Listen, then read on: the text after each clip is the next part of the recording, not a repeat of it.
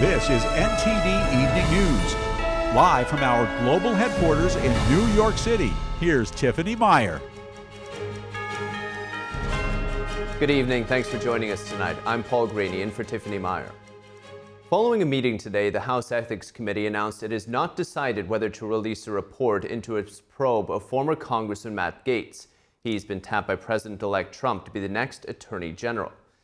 The committee failed to reach an agreement after multiple votes. It will revisit the matter on December 5th. Gaetz was the subject of a House Ethics Committee probe into allegations of sexual misconduct and illicit drug use. He personally has denied any wrongdoing. The committee meeting came after Gaetz met earlier this morning with Republican senators in Capitol Hill. The GOP will be in the majority next January and could make or break Gaetz' confirmation. Senators suggesting Gaetz faces the most scrutiny among Trump's nominees. And a Georgia judge delivered a verdict on Wednesday for Joseph Ibarra, the man charged with the murder of Augusta University student Laken Riley on the University of Georgia campus back in February. Ibarra was found guilty on all counts in the brutal killing of the nursing student. And NTD's Christina Corona has the latest.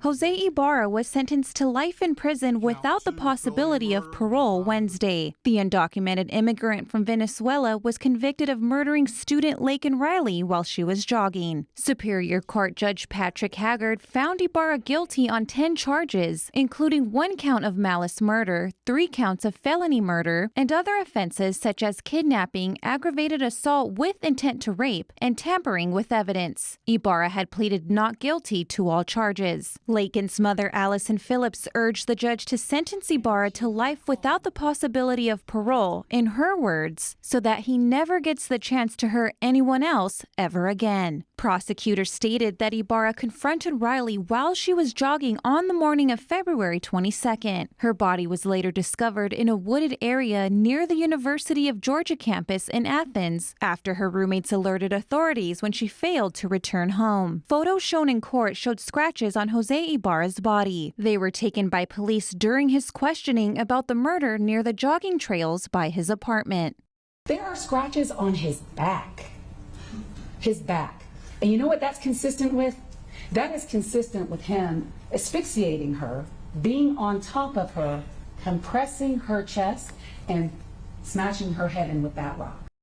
The evidence in this case has been overwhelming. And the evidence in this case has spoken loud and clear that he is Laken Riley's killer, and that he killed her because she would not let him rape her.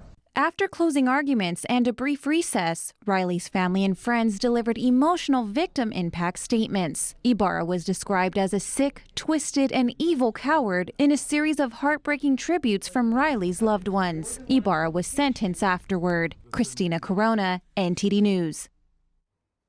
And President-elect Trump is vowing to remove criminals as he weighs in on the conviction of Laken Riley's murder. He's also announcing more picks for his administration. NTD's White House correspondent Iris Tao has more from West Palm Beach. President-elect Trump on Wednesday hailing what he calls justice for Laken Riley. It comes after an illegal immigrant gang member, Jose Ibarra, was convicted on all charges for the murder of Georgia student Laken Riley. Trump's also using the case to again call for stronger border measures, saying it's time to secure our border and remove these criminals and thugs from our country so nothing like this can happen again. And Trump has repeatedly cited Laken Riley's case on the campaign trail in pushing for deporting illegal immigrants from the U.S., especially those who have committed crimes. Meanwhile, Trump on Wednesday also announced another administration pick. He's choosing former acting Attorney General Matthew Whitaker as the U.S. ambassador to NATO. Trump has for years criticized some European members of NATO for spending too little on defense and not contributing enough to the Western military alliance. But in a statement, Trump says Whitaker will, quote, strengthen relationships with our NATO allies while putting America first. And as some of Trump's picks are under scrutiny, Vice President-elect J.D. Vance on Wednesday talking with senators on the Hill, along with Congressman Matt Gaetz, Trump's pick for Attorney General. On X, Vance is calling on senators to confirm Trump's pick, citing Trump's major electoral victory, saying he deserves a cabinet that is loyal to the agenda he was elected to implement. Reporting from West Palm Beach, Iris Tao, NTD News. And President-elect Trump's attorneys press a judge to throw out the conviction in his New York criminal case. In a letter to Judge Juan Merchan published earlier today, attorneys Todd Blanche and Emile Beauvais argued that the U.S. Constitution makes dismissal mandatory. They said federal law prohibits the prosecutor from interfering with an elected president's ability to carry out his duties. The letter also cited presidential immunity as a reason to dismiss the case. Trump's attorneys requested a delay until December 20th to file a motion laying out the reasoning for why the case should be dismissed. The November 26th sentencing date was postponed after prosecutors said in a letter on Tuesday that they would not object.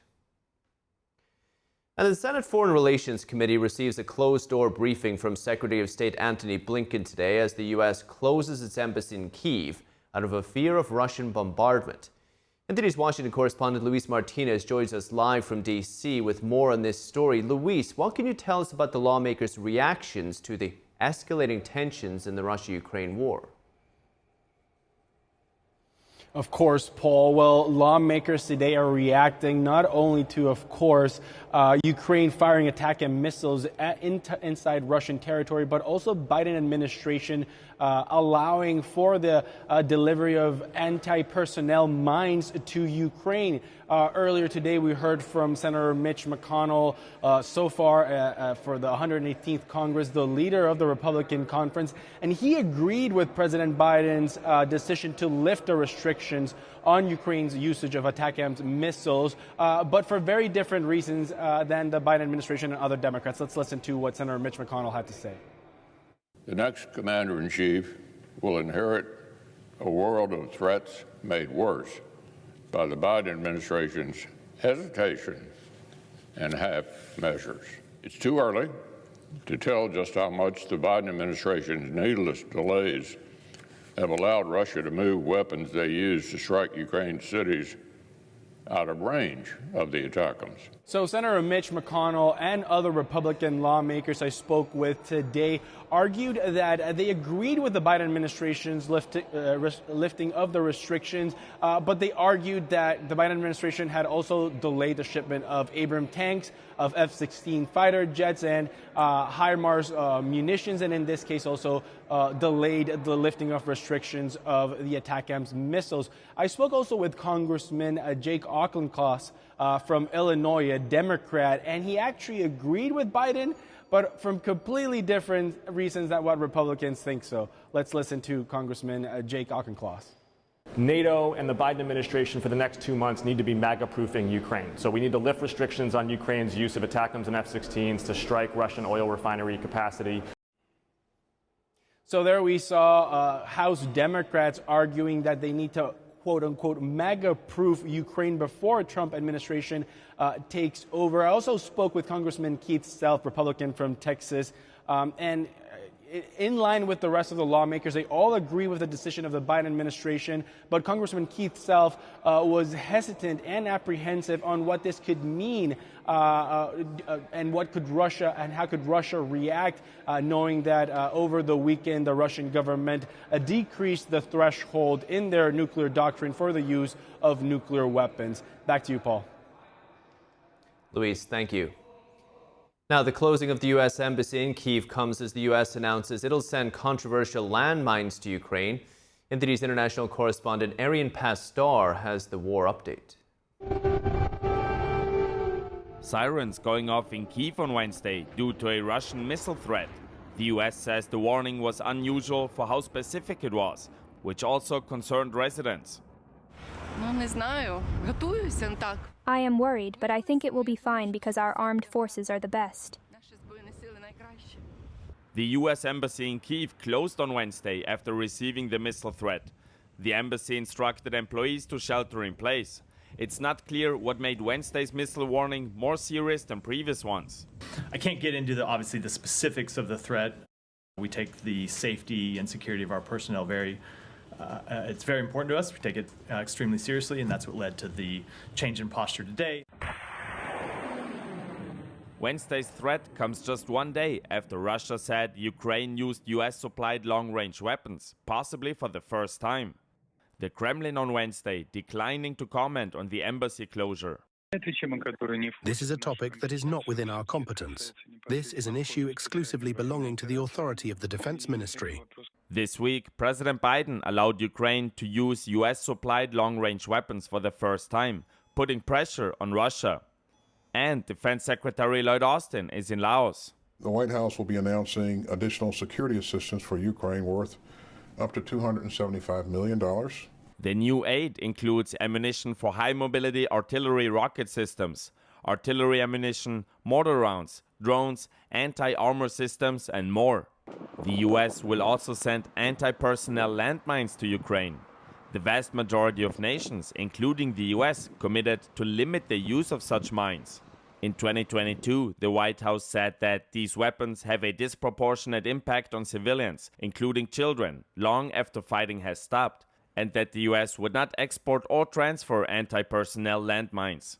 But the State Department now says the batteries of the new mines only last for 2 weeks, avoiding those problems. And within 2 weeks, if they have not been detonated, they become inert.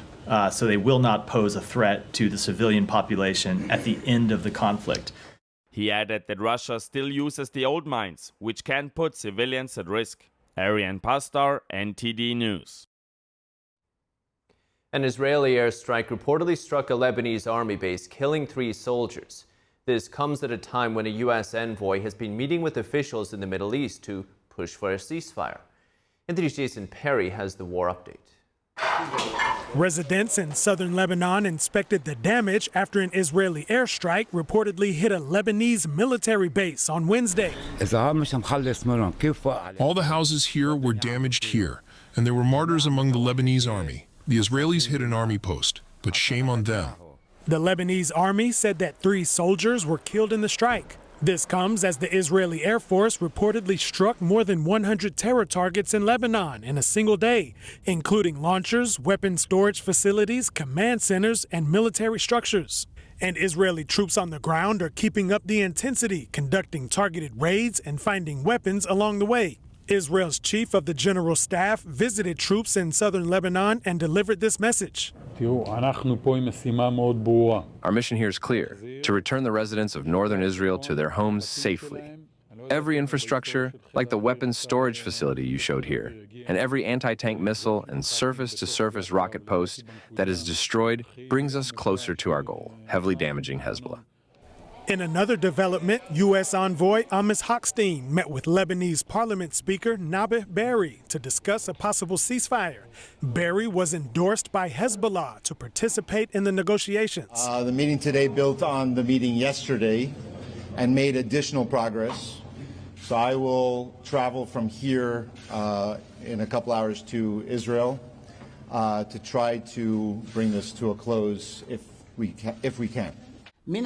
Also on Wednesday, the leader of Hezbollah said they have reviewed the U.S. ceasefire proposal and provided feedback on it, and that it's now in Israel's hands. A resident in Lebanon shared his thoughts on the latest negotiations. In my estimation, these negotiations are not working out.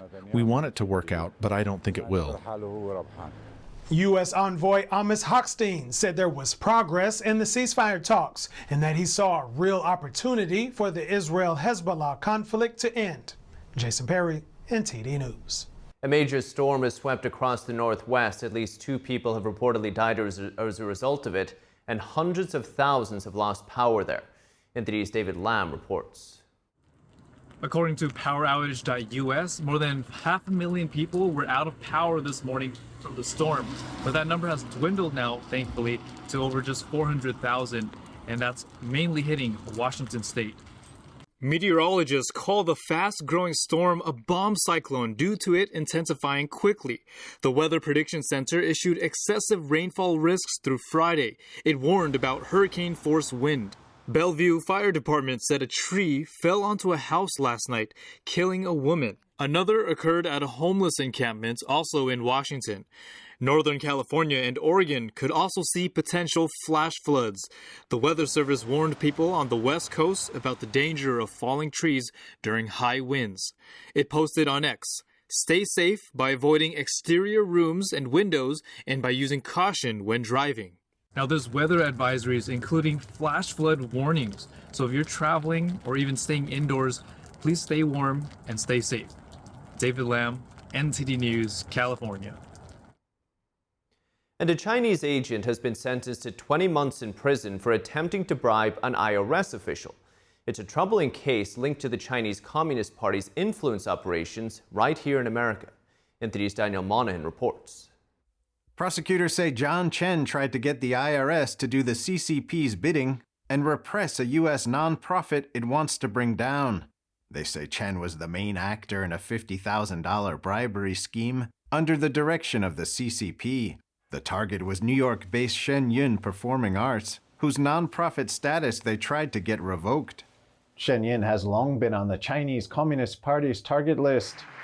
The company tours around the world each year to display the ancient Chinese culture that prevailed before the communist takeover of China. It also highlights the human rights abuses under the regime's rule, including the ongoing persecution of the meditation group Falun Gong, also known as Falun Dafa. Chen pleaded guilty in July after reaching a plea deal with prosecutors. He has spent the past 16 months in detention since his arrest in May 2023. He will now spend another 4 months behind bars in federal custody.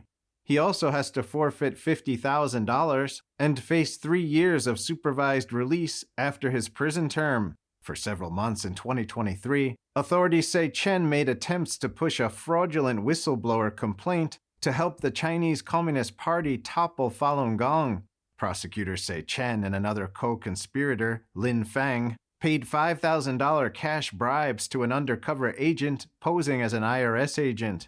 They promised an additional $50,000 for opening an investigation, along with 60% of any awards from the complaint if it went through. A court filing says both Chen and Lin also traveled to Orange County in upstate New York, where Shen Yun is based, to spy on Falun Gong practitioners there.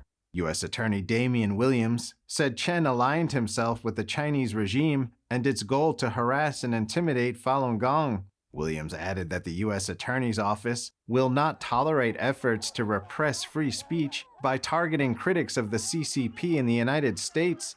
Assistant U.S. Attorney Michael Lockard says Chen enjoyed the freedoms of America while trying to use those very freedoms to undermine the country. Prosecutors say Chen described how he and his CCP friends started this fight against the founder of Falun Gong 20-30 years ago.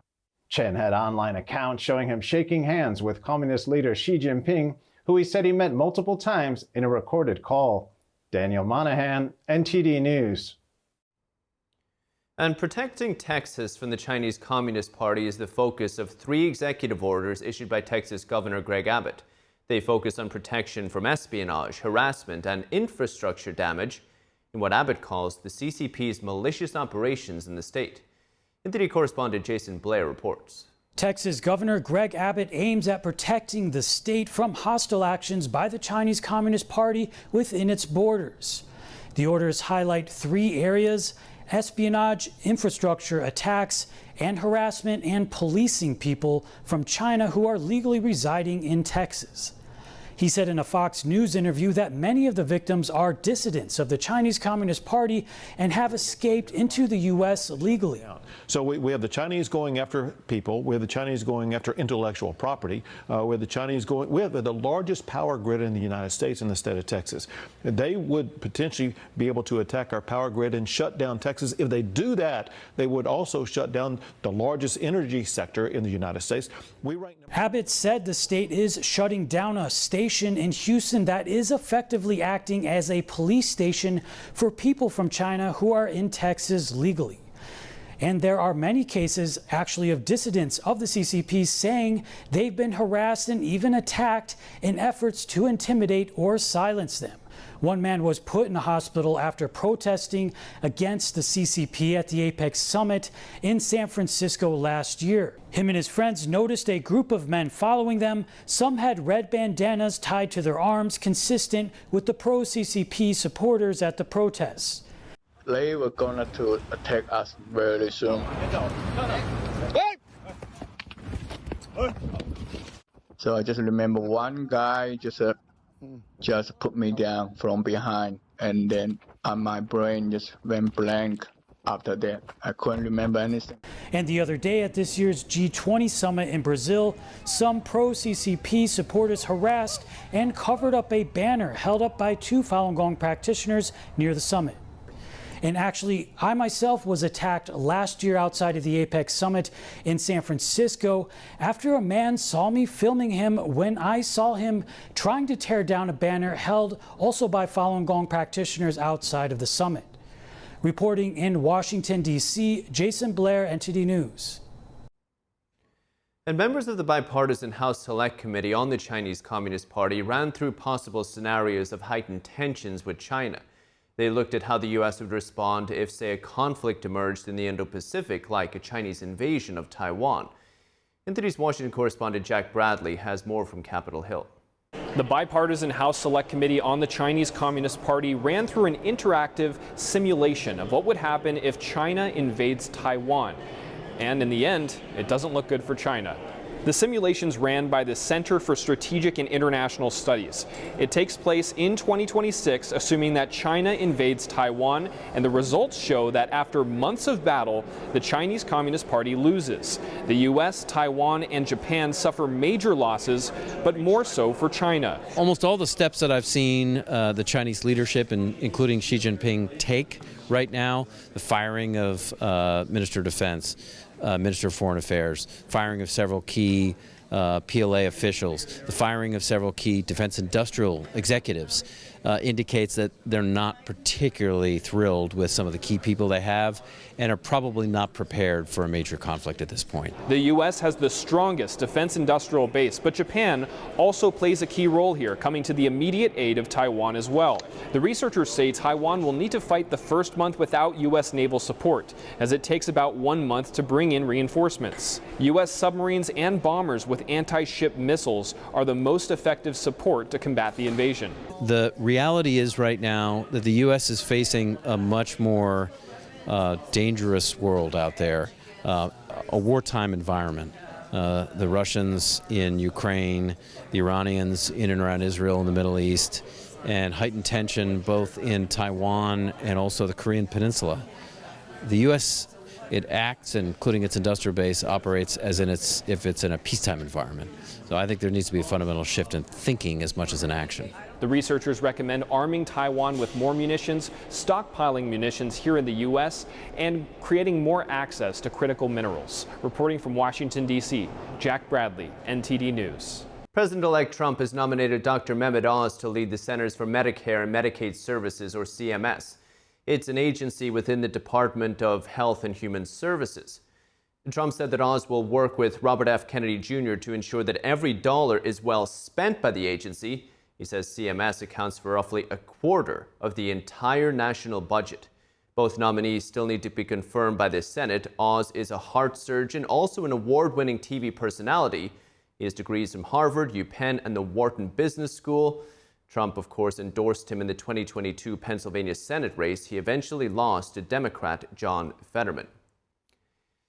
And joining us now to discuss Trump's latest nomination is Dr. Scott Atlas. He's a senior fellow at Stanford's Hoover Institution, former advisor of the White House Coronavirus Task Force, and a host of the Independent Health Policy Podcast. Dr. Atlas, thanks so much for coming on. Happy to be here. Now, Doctor, I want to get your thoughts on RFK Jr.'s nomination in just a moment. A lot to talk about there. But on Dr. Mehmet Oz, there are 68 million people enrolled in Medicare, 80 million in Medicaid. What changes, if any, should these people expect? Well, I'm not sure what they should expect, but what I hope happens is that, first of all, we need to preserve but also strengthen, improve Medicare. And the way to do that is to increase choice and competition, because the prices of care have to come down.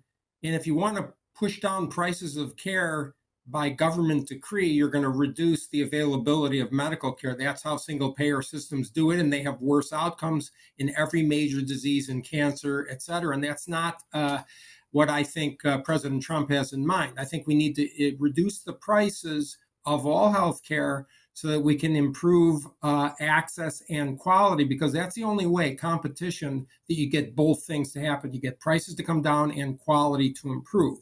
And, the other thing to do, I think, for Medicaid is very important. In the U.S., we have a lot of politicians who have expanded Medicaid with massive hundreds of millions of dollars of taxpayer money, and it's really a substandard healthcare system. It's a second-class healthcare system, and they pat themselves on the back for that. That's not exactly what I would want to do. What I want to do is make Medicaid a bridge to the excellence of American healthcare that we all enjoy and that, frankly, all the congressmen enjoy, rather than pretend that you're doing something great by calling people who are low income and poor insured by giving them substandard healthcare. Again, part of the key there is increasing competition, bringing down prices while improving quality. Now, Doctor, I don't know if the high prices you're talking about are related to this, but in Trump's statement today, he said that Oz will work with RFK to, quote, address the illness industrial complex. What is your understanding of that? Well, I think that Bobby Kennedy really raises some critical questions here. First of all, in a general sense, the healthcare as an economic sector is the most regulated sector in the economy, and there's a massive amount of fraud and waste, including in Medicare and Medicaid. That has to go, and I think there's a big focus of the Trump administration now on getting rid of that sort of waste of money. The second part is that health is contaminated with political agendas. And this is really obvious in the NIH, where they've got this big DEI effort going. They just released a 63-page report. I mean, all that is not the role of the NIH. That has to go. We have to depoliticize things and focus on what's the big healthcare issues. And this is, again, what Bobby Kennedy is stressing. First of all, proving safety before we start injecting our children or ourselves with drugs. That's critical. Secondly, really getting rid of the corruption. There's a lot of pharma corruption. There's a lot of other kinds of corruption going on in the healthcare sector, in the FDA, in the NIH, in the CDC. Some of these employees share royalties with the industries that they regulate and approve products from. Okay, that's an overt conflict of interest. And Bobby Kennedy knows that he wants to get rid of that. And the other thing we want to do, I think, is very much in concert with what he's doing, is focusing on the really critical number one disease in the United States in terms of its morbidity, its cost on health, as well as its actual cost money-wise, and that is obesity. We can't continue to be this culture where we somehow make it, out of political correctness, we glamorize obesity. I think we've all seen for the last couple decades women's fashions magazines putting morbidly obese women on the cover and saying this is the new healthy. Okay, this is ridiculous. We need to get rid of that and make it the reality, which is that being overweight and obese is extremely harmful to your health. And I think he wants to target the nutritional side of that to make sure that we become healthy again. Right. Doctor, a couple of things I want to ask you on that. A lot to unpack here. The first one is, you mentioned these agencies are sharing royalties with businesses, these health agencies, public health agencies. Can you just explain that for us? Sure. Over the decade prior to the pandemic, over 10 years, it was exposed that $325 million of royalties were shared with NIH employees from the drugs that they research and help end up putting in information on that will serve to regulate and approve those drugs. Okay, that's an overt conflict of interest. I think people are shocked to learn that, but that's in the government accountability paper. So we can't have shared royalties and getting, frankly, it's not clear necessarily that people are evil. It's more clear, though, that there is a conflict of interest. You cannot be objective. That's the term, conflict of interest. We have to remove that. Secondly, there's another problem going on, which is that there's sort of a revolving door between people that approve devices or drugs, and then they go and serve on the advisory boards of those very companies. We saw that during, frankly, the last Trump administration, but it was not unique to them. Scott Gottlieb, who was in the president's ear about waiting for the vaccine, was on the advisory board of Pfizer. Okay, Steve Hahn was the head of FDA in the Trump administration when I was there, and he went and they approved Moderna's vaccine for COVID. And then Steve Hahn is now working for one of the companies that is one of the owners of Moderna. So, I mean, it's not just them. This has been going on for decades. We don't want to eliminate the the crossover between private sector and government, because we want people who are good to come in from private sector and work in government. We want people who are good from government to work in the private sector, but there has to be something done there to stop that, again, conflict of interest. Right. What we don't want to do, by the way, is to completely create a 100% bureaucratic class. That is one of the big problems I hope that Bobby Kennedy addresses, which is we have these career bureaucrats who really control the American public through the agencies. They're not really accountable to the public because they're not elected. Right. So they take over. This is what people mean by the deep state. When there's career bureaucrats accruing power, like Dr. Fauci, Dr. Birx, and others that have really spent their entire careers running things in the government agencies. So you think that RFK could possibly eliminate some of this perceived conflict of interest or actual conflict of interest? Another thing, Dr. Atlas, you brought up, there's fraud and waste in Medicare and Medicaid that's pushing up prices. Can you give some examples of that, please? Well, sure. There's hundreds of millions of dollars of fraud and waste in those programs in California alone. There are multiple documented studies going through this stuff. Now, because what happens, as you can imagine, when you have a bureaucracy and a regulatory system that is so overwhelming, you said we spend, hundreds of billions of dollars on these things. It becomes quite complicated. And this is one of the things we want to do, in my opinion, is get government away from healthcare itself. There's no reason to think that government should be an insurer for healthcare. They don't know anything about, I'm not sure why people think government is the answer.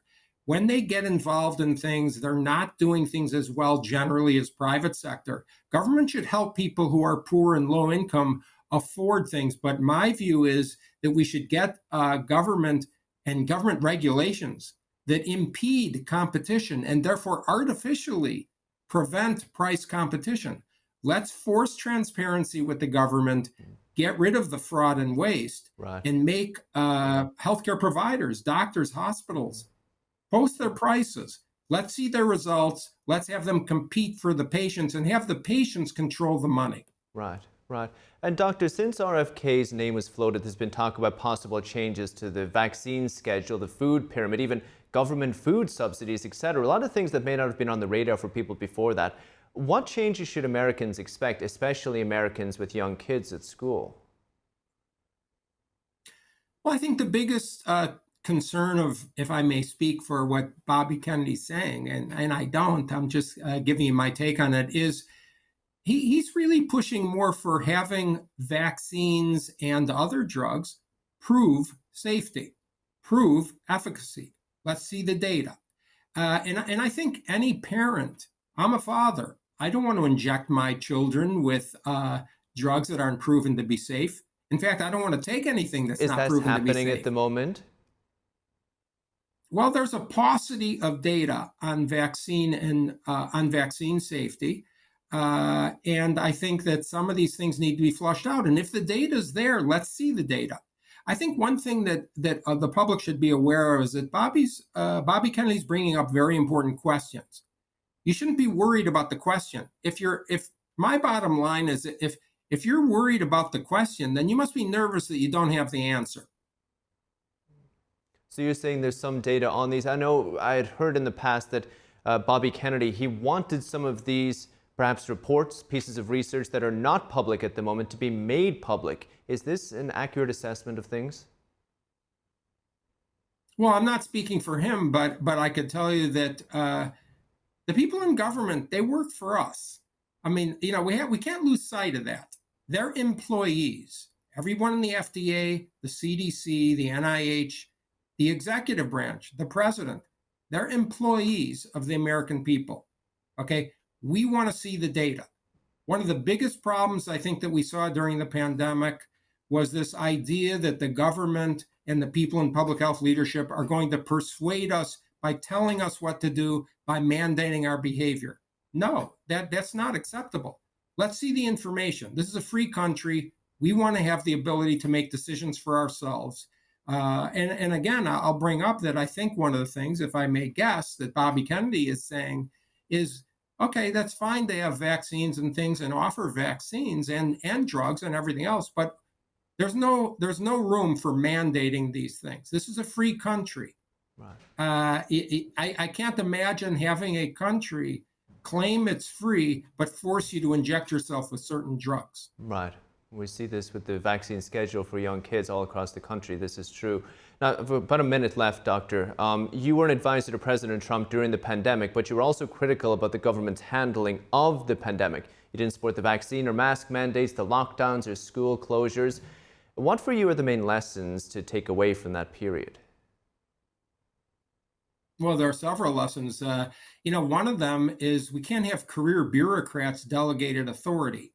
Okay, these people are not necessarily experts. As a public, we must understand the era of trusting people based on their title alone. It should be over. We have to be critical thinkers. I saw a really huge amount of incompetence and lack of critical thinking. Secondly, we don't run the country by mandates. We run the country, in my desire would be to give information, to show the data. People are intelligent people. We trust adults to take information and let them make decisions. I don't think mandates should ever be done. There's never a time to do a lockdown.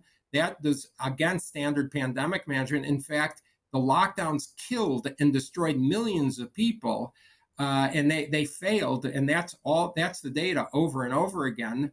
And so that's a big lesson. And the bigger lesson, sort of in a general sense, is we don't manage people by fear. Okay, that's what was done during this pandemic. The media was complicit in this, by the way. I hate to say it, that's your field. But the government was really pushing people by fear rather than giving them information, letting people understand. I can guarantee if you show people the information and they determine that they're going to die if they walk outside, for instance, in hypothetical, they're not going to walk outside. You don't have to tell them they must stay inside. Secondly, these things were done grossly wrong. We need many more people from the outside to come in, because the people in government that have been there for their whole careers, particularly, they're bureaucrats. They don't necessarily have the expertise. They're not able to be challenged on the data. We need a whole new look at what was done, but we're in a free country. We can never forget that. These kind of mandates, completely unacceptable. Right. A lot to unpack. Dr. Scott Atlas, we appreciate it. Thank you for joining us. All right, thanks for having me. And welcome back now for your sports news. We're joined by NTD's Dave Martin. Dave, great to see you as always. Yeah, great to be here, Paul. Now, a lot happening today. We'll start with the college football, if you don't mind. We saw the playoff rankings came out last night. What stood out to you? You know, there were no big surprises, but it's still fascinating to see if the playoffs started right now, Boise State would get a first-round bye. They're the only non-power conference, only team from a non-power conference in the rankings right now, and they would get one of those coveted 4 first-round byes. That's significant because the first round, these are going to be played on campuses instead of at a neutral site. So they'd be looking at like a road game at like Ohio State or Indiana otherwise, which will be very, very tough instead. Now, technically, Boise State is ranked 12th, but it's the top 5 highest conference champions get an automatic bid. The top 4 of those get a first round bye, so those are the stakes there. And that's really all because the Big 12 is just not looking that formidable this year. You know, BYU is their top team. They only have 1 win over a ranked team, and that was against Kansas State, and Kansas State is not ranked anymore. Now, otherwise, the format is kind of how we thought. You got the 5 conference champions still to be determined, but then the 7 wild cards, you've got 3 from the Big 10, 3 from the SEC, and Notre Dame. Now, I'll say this. These early rankings don't really matter. They're really for us media to talk about. Only their final rankings in a couple weeks are going to matter. The committee puts way more thought into those. So really expect the unexpected when those final rankings could come out. Could be that they move BYU over Boise State at the very end. Who knows? All right. Ohio is still your favorite to win? Ohio State, the Buckeyes, yes. There you go. Yeah, okay. Baseball. Cy Young Award winners came out last night. Chris Sale taking the NL Award. Tariq Skubal, the AL. Any surprise with these two? Yeah, actually, this came out just right now. No surprise there. Each led their respective leagues in the triple crown categories. That's leading in wins, strikeouts and earned run average. You know, we have more advanced metrics these days too. You know, wins above replacement. Those agree with those two as well. So it wasn't a huge surprise. Now Sale, it was kind of a surprise that he won it this year only because over the last 5 years he's been so injured he just can't get on the mound. Boston then traded to him at Atlanta in the offseason. He's done really well with the Braves this year to win the Cy Young. Skubal, meanwhile, he came out of nowhere for Detroit to win it. His previous high in wins was 8 before this year. It was 18 this year as Detroit rode a hot second half to the playoffs. Really, I don't know how their manager did not win AL Manager of the Year, AJ Hinch. He got second, but the voters got it right with these two. Now in tennis, the Spaniard, wizard on the clay, Rafael Nadal, retiring. Now, where do you think he was part of the big three? You got part of the big three. Djokovic, Federer, Nadal. Heard about them for a decade, almost decade and a half, right? They've dominated for almost 20 years. 20 years. Now. Where would you rate Nadal out of these three? Oh, that's a great question. Well, I'm going to rate all three of those because really those three are head and shoulders above everybody else. Nobody had more than 14 Grand Slam titles before those three came along. Each of them has 20 or more. You know, number one, Djokovic. He's got 24 Grand Slam titles, more than anyone. He's got the most weeks ranked number one. And plus, he's got a winning record against both Nadal and Federer. I don't think there's any question that Djokovic is now number one. Of course, he's still playing. As for number two, it's a little more complicated, I would say. Nadal has 22 Grand Slam titles. That's 2 more than Federer has, but Federer has more weeks ranked at number one. Maybe for the tiebreaker, I would say Nadal, since he's got the upper hand against Federer. He had 24-16 in wins against him. Now, Federer had the upper hand later in his career, but Nadal really dominated early in their careers, especially that 2008 French Open final. Nadal hammered him. It was like 6-1, 6-3, 6-love. Federer almost like was apologizing to the crowd after the match. It was that big of a win. But it's going to be sad now because, you know, Federer retired a couple of years ago. Now Nadal is gone, so no more matches between the big three. But it was quite an era while we had it. Anybody else coming up? Well, you know, there's another Spaniard. Carlos Alcaraz is looking really good. But you got to figure, in the 50 years in the Open era in tennis, these three are head and shoulders above. If each of them had been in their own decade, they'd probably each have 30 Grand Slam titles. But right now, Carlos Alcaraz looks like an up-and-comer.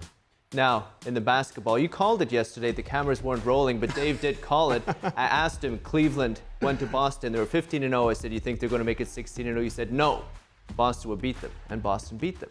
I don't know why I said that. I think because I knew we jinxed them by talking about them last night. You know, we had not talked about them all season. I hadn't mentioned them all season. They were 15-0, second best start of all time. We mentioned them, boom, 2 hours later, they lose. And Boston really had control of that game. They were up 20-something points in the third quarter. Cleveland did come back. They made it a game. They only lost by 3 points. But now Cleveland plays tonight, 15-1 record. They host the New Orleans Pelicans. They're like double-digit favorites. But actually in the NBA, there was another big story last night too. Lakers rookie Dalton Knecht set a rookie record with 9 3-pointers last night. He scored 37 in the game. It was really incredible because he did most of his damage at like the end of the third quarter, beginning of the fourth quarter. I think he had 21 of his points in like a 4.5-minute stretch. Wow. The bench for the Lakers was going nuts as he just kept hitting three-pointer after three-pointer after three-pointer.